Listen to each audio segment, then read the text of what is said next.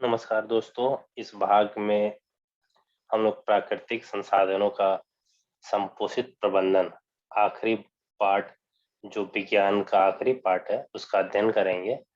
और इसमें हम लोग संपोषित प्रबंधन क्या होता है और संपोषित प्रबंधन की क्या जरूरत है, इससे हम लोग अपने पर्यावरण को कैसे सुरक्षित रख सकते हैं और इस तरह से जो प्रकृति प्रदत्त वस्तुएं हैं उसका किस तरह से उपयोग करें ताकि इसका उपयोग हम लोग भी कर सकें और आने वाली पीढ़ी को दे सकें।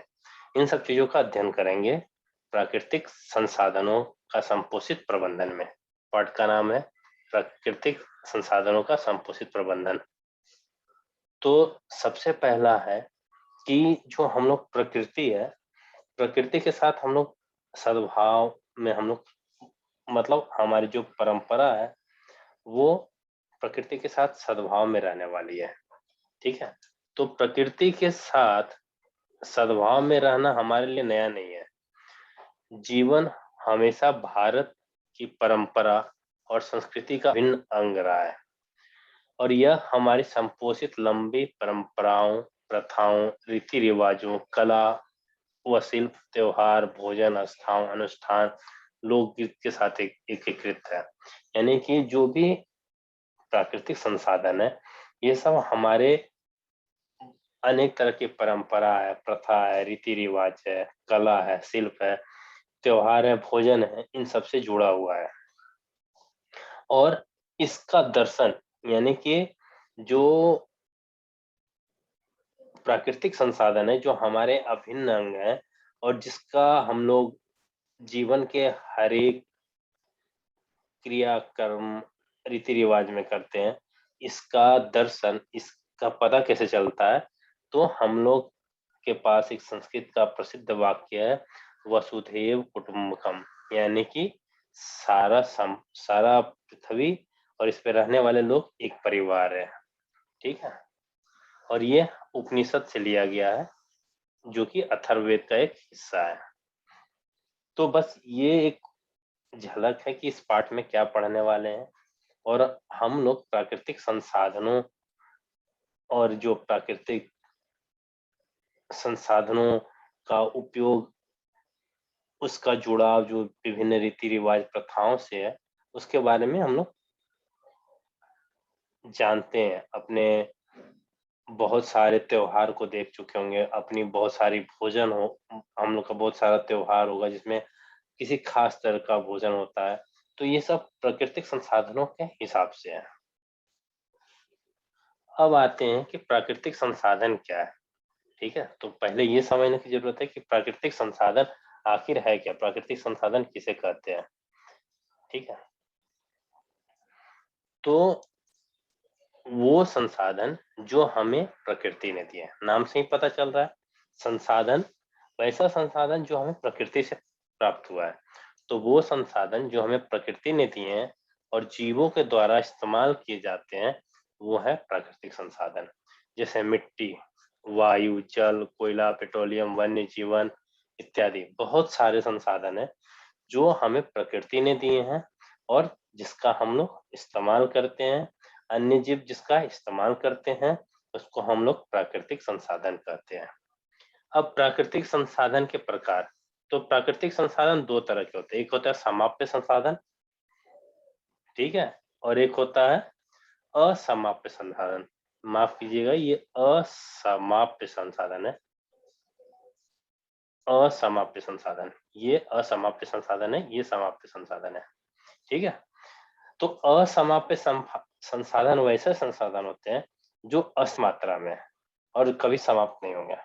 ठीक है, ये असीमित मात्रा में पाए जाते हैं, वह समाप्त नहीं होंगे। जैसे उदाहरण वायु है, सौर ऊर्जा है, ये कभी समाप्त नहीं होंगे। लेकिन समाप्य संसाधन वैसे संसाधन है जो बहुत सीमित मात्रा में पाए जाते हैं और जो क्या होंगे, समाप्त हो जाएंगे।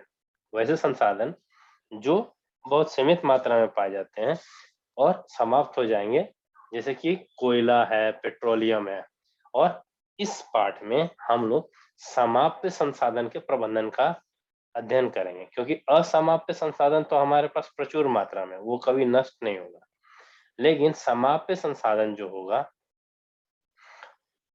उसका उसका प्रबंधन ज्यादा अच्छे तरीके से ज्यादा जरूरी है, क्योंकि वो समाप्त होने वाला संसाधन है।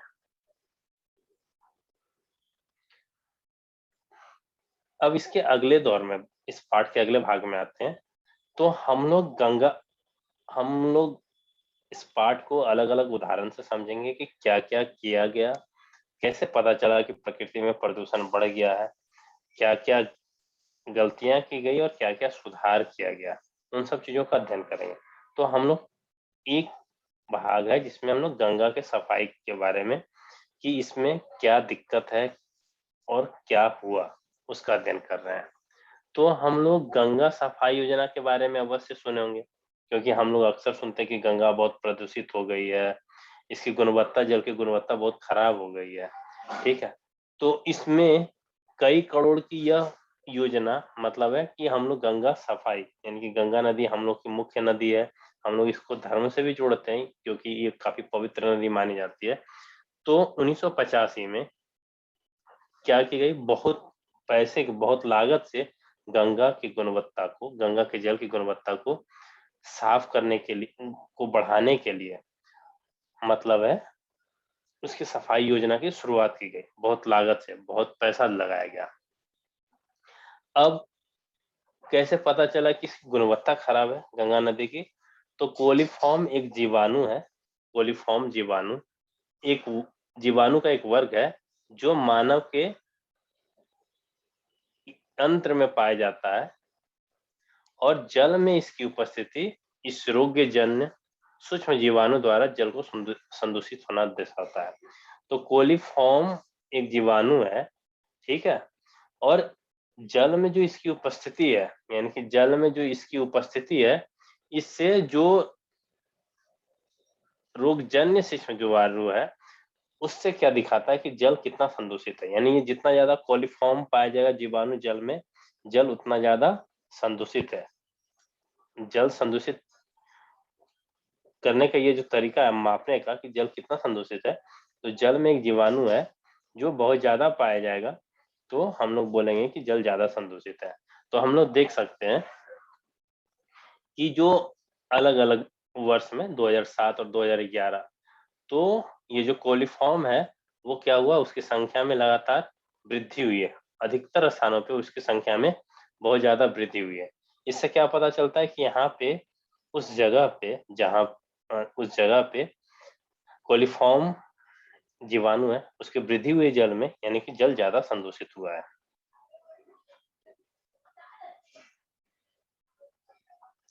अब जल की गुणवत्ता जांचने का क्या तरीका है? तो जल की गुणवत्ता जांचने का दो तरीका है। जल का पीएच जो आसानी से सार्व सूचक की मदद से मापा जा सकता है, ठीक है। जल की गुणवत्ता जांचने का क्या तरीका है? तो जल का एक पीएच है, पीएच के मान से, पीएच जो जल का पीएच है वो आसानी से सार्व सूचक की मदद से माप सकते हैं। और दूसरा है जल में कोलीफॉर्म जीवाणु की उपस्थिति, जो मानव के आंत्र में पाया जाता है, और इस परिस्थिति जल का संदूषित होना दिखाता है। ये दो तरीका है जिससे बता सकते हैं कि जल कितना संदूषित है या नहीं है, उसकी गुणवत्ता का जांच कर सकते हैं। अभी हम लोग गंगा प्रदूषण की बात कर रहे थे, तो गंगा प्रदूषण में हम लोग कैसे चेक कर सकते हैं? तो कोलीफॉर्म जो जीवाणु, उसके उसके आधार पे हम लोग बता सकते हैं कि ये संदूषित है कि नहीं। तो गंगा जब अपने हिमालय में स्थित अपने उद्गम गंगा गंगोत्री से निकलती है और बंगाल के खाड़ी में गंगा सागर तक 2500 किलोमीटर तक की यात्रा करती है। इसके किनारे स्थित उत्तर प्रदेश, बिहार, बंगाल, 100 से भी अधिक नगरों ने इसे एक नाले में बदल दिया। ठीक है, जो गंगा प्रदूषण हम लोग देख रहे थे पिछले स्लाइड में, वो कैसे हुआ? तो गंगा के तट पे बहुत सारे नगर बसे हुए हैं, जैसे उत्तर प्रदेश है, बिहार है, बंगाल है, ठीक है। तो इससे क्या हुआ कि गंगा है एक नाले की तरह तब्दील हो गई, क्योंकि बहुत ज्यादा कचरा उसमें गिरने लगा। इसका मुख्य कारण है इन नगरों द्वारा उत्सर्जित कचरा एवं मल का इसमें प्रवाहित किया जाना। ठीक है, गंगा कैसे गंदा हुई? जो कोलीफॉर्म है उसमें उसकी संख्या ज्यादा पाई गई। तो क्यों पाई गई? क्योंकि गंगा नदी के किनारे बहुत सारे शहर बसे, 100 से अधिक शहर। अब उसका सारा कचरा जो नगर द्वारा उत्सर्जित कर रहा है मल है, वो सब गंगा में डाल दिया गया। इसके अतिरिक्त मानव के अन्य क्रियाकलाप है नहाना, कपड़े धोना, मृत व्यक्तियों के राख एवं शवों को बहाना, ये सब गंगा को क्या करता गया, प्रदूषित करता गया। यही नहीं, उद्योगों द्वारा उत्पादित रासायनिक उत्सर्जन ने गंगा का प्रदूषण स्तर इतना बढ़ा दिया गया कि इसके विषैले आदि अन्य कारण है। ठीक है, तो जो उद्योग है, जो गंगा नदी, वो भी अपना कचरा रासायनिक उद्योग है, वो लोग क्या किया, अपना विषैला पदार्थ को भी गंगा में डालना शुरू किया। इससे क्या हुआ कि इसमें जो जल की जो मछलियां हैं वो क्या होने लगी, मरने लगी। अब गंगा की जो पानी की गुणवत्ता है वो बहुत कम चुकी थी। गंगा की पानी की गुणवत्ता काफी कम चुकी थी, उसमें कोलिफॉर्म की संख्या बहुत ज्यादा बढ़ गई थी। तो सरकार बहुत सालों से इस पे बहुत खर्च करते आ रही है कि गंगा को किसी तरह से शुद्ध किया जा सके, इसकी जल की गुणवत्ता को बरकरार रखा जाए, स्वच्छ रखा जाए। तो सरकार है 2014 में एक कार्यक्रम लॉन्च की जिसका नाम है नमामि गंगे। नमामि गंगे केंद्र सरकार द्वारा एक प्रमुख कार्यक्रम है जिससे गंगा को बचाया जाए, उसमें कम कूड़ा कचरा डाला जाए, उसको ना उसके जल को स्वच्छ किया जाए और उसमें जो प्रदूषण है उसको कम किया जाए।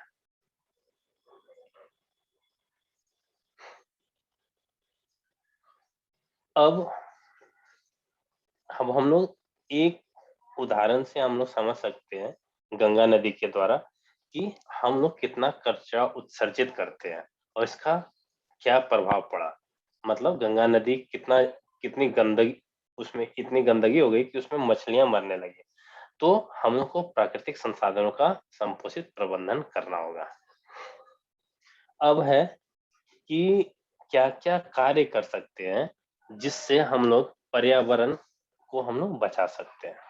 ठीक है, तो ये बहुत महत्वपूर्ण टॉपिक है और परीक्षा के दृष्टि से बहुत महत्वपूर्ण प्रश्न बनता है कि बहुत सारे ऐसे कार्य हैं जिससे हम लोग पर्यावरण को बचा सकते हैं। तो इसके लिए प्रसिद्ध 5 आर के सिद्धांत हैं, 5 प्रकार के आर हैं, यानी कि 5 आर के सिद्धांत हैं जिनके द्वारा स्थिति में हम लोग अंतर ला सकते हैं। तो सबसे ये क्या है 5 आर? पहला है रिफ्यूज, रिफ्यूज मतलब हुआ इनकार, इनकार करना। दूसरा है रिड्यूस, कम उपयोग करना। रीयूज, पुनः उपयोग करना। रीपर्पस, पुनः प्रयोजन। रिसाइकिल, पुनः चक्रण। ठीक है, तो सबसे पहले आते हैं हम लोग पहले पॉइंट पे रिफ्यूज, और इसका मतलब हुआ इनकार। इसका मतलब क्या होता है? तो इनकार, इसका अर्थ है कि जिन वस्तुओं को आपकी आवश्यकता नहीं है, वैसी वस्तुएं जिसकी जरूरत नहीं है आपको, उन्हें लेने से इनकार करना। ठीक है, वैसी वस्तु जिसकी आपको जरूरत नहीं है उसको क्या करें, हम लोग लेने से मना कर दें, उसको इनकार कर दें। उन उत्पादों को खरीदने से इनकार करें जो आपको, आपके परिवार और पर्यावरण को नुकसान पहुंचाते हैं। ठीक है, तो वैसा कोई भी उत्पाद है जो हम अपने दैनिक जीवन में उपयोग करते हैं जिससे मनुष्य को, उस समाज को या उसके परिवार को या पर्यावरण को नुकसान पहुंचाता है, उसको इनकार करें। ठीक है, जैसे एक उदाहरण है प्लास्टिक का थैला। प्लास्टिक का थैला हम लोग लेने से इनकार कर सकते हैं। एक छोटा परिवर्तन तो हम लोग कर ही सकते हैं कि प्लास्टिक का थैला नहीं ले सकते, अपने घर से खुद का थैला ले जाएं, कपड़े का थैला ले जाएं, लेकिन प्लास्टिक का थैला लेने से इनकार करें। तो एक काम तो हम लोग अपने स्तर पे कर सकते हैं। तो ये है इनकार करना, यानी कि जिन वस्तुओं की जरूरत नहीं है, ठीक है, उसके जगह दूसरी वस्तु उपलब्ध है, उसका उपयोग करना। और वो वस्तु चूंकि वो पर्यावरण के लिए, हमारे लिए और परिवार के लिए नुकसानदायक है, उसका हम लोग इनकार करेंगे। दूसरा है कम उपयोग। ठीक है, कम उपयोग करके भी कर सकते हैं। इसका अर्थ क्या है? इसका अर्थ है कि आपको कम से कम वस्तुओं का उपयोग करना चाहिए। ठीक है, ज्यादा से ज्यादा वस्तुओं का उपयोग करेंगे तो ज्यादा से ज्यादा ऊर्जा की जरूरत होगी, ज्यादा से ज्यादा प्रदूषण फैलेगा। तो कम उपयोग यानी कि हमको कम से कम वस्तुओं का उपयोग करना चाहिए, यानी जितना जरूरत है उतना उपयोग करना चाहिए। अब इसमें हम लोग क्या कर सकते हैं? तो आप देखते होंगे अपने अगल-बगल में कि बहुत सारा रूम होगा, बहुत सारा घर होगा, वहाँ पे पंखा जहाँ जिस कमरा में कोई नहीं है, वहाँ पे पंखा चल रहा होता है, वहाँ पे बिजली जल रही होती है, वहाँ पे एसी चल रहा होता है। तो हम लोग क्या कर सकते हैं, जब हम अपने घर में देखें कि वैसा कोई कमरा है, वैसा कोई जगह है जहाँ पे पंखा चलाने की ज़रूरत नहीं, जहाँ पे कोई नहीं है, उस कमरे में कोई नहीं है, वहाँ पे पंखा चल रहा है, तो उसकी कोई ज़रूरत नहीं है, उसको हम लोग बंद कर सकते हैं। बिजली बिजली का स्विच बंद कर सकते हैं, तो इससे क्या करेंगे कि हम लोग मतलब है बिजली बचा सकते हैं, यानी कि हम इसका कम उपयोग कर रहे हैं, ज़रूरत नहीं है, ठीक है? तो इसका अर्थ है कि आपको कम से कम वस्तुओं का उपयोग करना है। आप बिजली के पंखे एवं बल्ब का स्विच बंद करके बिजली बचा सकते हैं, ठीक है? अगर नल है, नल से पानी टपक रहा है या कहीं पे नल खुला हुआ है, तो उससे क्या करेंगे, उसका मरम्मत करके हम लोग क्या कर सकते हैं, जल का बचत कर सकते हैं। इसके बाद है पुनः उपयोग, ठीक है? पुनः उपयोग में क्या होता है, यह पुनः चक्रण से भी अच्छा तरीका है। पुनः चक्रण क्या होता है हम लोग देखेंगे, ठीक है? आगे देखेंगे। क्योंकि यह पुनः चक्रण से अच्छा तरीका है क्योंकि पुनः चक्रण में कुछ ऊर्जा व्यय होती है। पुनः चक्रण करने में क्या होता है, कुछ ऊर्जा व्यय होती है। पुनः उपयोग के तरीके में आप किसी वस्तु का बार-बार उपयोग करते हैं, ठीक है? पुनः उपयोग मतलब कोई वस्तु है, उसका हम लोग फिर से उपयोग कर सकते हैं, तो उस वस्तु को हम ठीक से रखें और अगली बार उस वस्तु की जगह पे नई वस्तु नहीं खरीद के उसी वस्तु का उपयोग करें। तो पुनः के तरीके में आप किसी वस्तु का बार-बार उपयोग कर सकते हैं। लिफाफों को फेंकने की अपेक्षा अपेक्षा आप उसे फिर से उपयोग में ला सकते हैं। विभिन्न खाद्य पदार्थों के साथ आई प्लास्टिक की बोतलें अब जैसे आजकल है पानी है पानी के लिए प्लास्टिक की बोतल है। अब हम लोग बार-बार प्लास्टिक का बोतल खरीदेंगे पानी के लिए, हर एक बार जब कहीं जाएँगे, तो ज़्यादा उपयोग कर रहे हैं, ठीक है? तो उससे बढ़िया है कि प्लास्टिक की बोतल को हम सँभाल के रखें, उसका फिर से उपयोग कर सकते हैं। ठीक है? तो और अलग-अलग खाद्य पदार्थ है, उसके साथ ही प्लास्टिक की बोतल आती है। तो विभिन्न खाद्य पदार्थों के साथ आई प्लास्टिक की बोतलें, डिब्बे इत्यादि का उपयोग रसोई घर में वस्तुओं रखने के लिए किया जा सकता है। इस तरह से भी हम लोग प्रदूषण को कम कर सकते हैं, सही उपयोग कर सकते हैं। अब है पुनः प्रयोजन। पुनः प्रयोजन क्या है? इसका पुनः प्रयोजन, ठीक है? इसका अर्थ है कि जब कोई वस्तु जिस उपयोग के लिए बनी है और वो उस उपयोग में नहीं लाई जा सकती है, तो उसे किसी अन्य उपयोगी कार्य के लिए प्रयोग किया जाए। जैसे आप कोई वस्तु लाए, ठीक है? किसी खास उपयोग के लिए।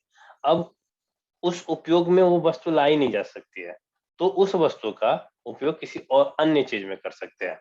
उदाहरण के लिए क्या है कि टूटे-फूटे चीनी मिट्टी के बर्तनों में पौधे लगाना, ठीक है? टूटा-फूटा चीनी मिट्टी का बर्तन है या प्लास्टिक का बड़ा-सा जार है, उसमें हम लोग पौधा लगा सकते हैं। अब आखिरी है पुनः चक्रण। 5वें 5 प्रकार के आ रहे हैं, आखिरी है पुनः चक्रण, ठीक है? इसका अर्थ है कि आपको प्लास्टिक, कागज़, काँच, धातु की वस्तुएँ तथा ऐसे ही पदार्थों की पुनर्चक्रण करके उपयोगी वस्तुएँ बनानी चाहिए। तो हम लोग को क्या करना है कि प्लास्टिक है, कागज़ है, काँच है, इन सब की जो वस्तु है जिसका हम लोग पुनः चक्रण करके उपयोग कर सकते हैं, उसका हम लोग को पुनः चक्रण करना चाहिए।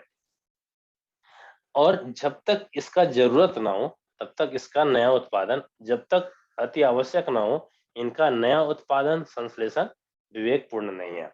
इनके पुनः चक्रण के लिए पहले हमें अपद्रव्यों को अलग करना होगा, जिससे कि पुनः चक्रण योग्य वस्तुएँ दूसरे कचरे के साथ भराव क्षेत्र में न फेंक दी जाएँ, ठीक है? तो ये सब तरीका है जिससे हम लोग पर्यावरण को अपने दैनिक जीवन में अपने स्तर से पर्यावरण को कम प्रदूषित कर सकते हैं। पर्यावरण की ऊर्जा को बचा सकते हैं। हम अपने दैनिक जीवन में कम कचरा उत्पन्न कर सकते हैं, बिजली को बचा सकते हैं, पानी को बचा सकते हैं।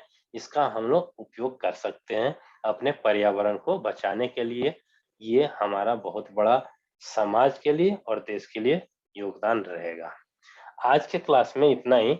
अगले क्लास में हम लोग इसके आगे अध्ययन करेंगे।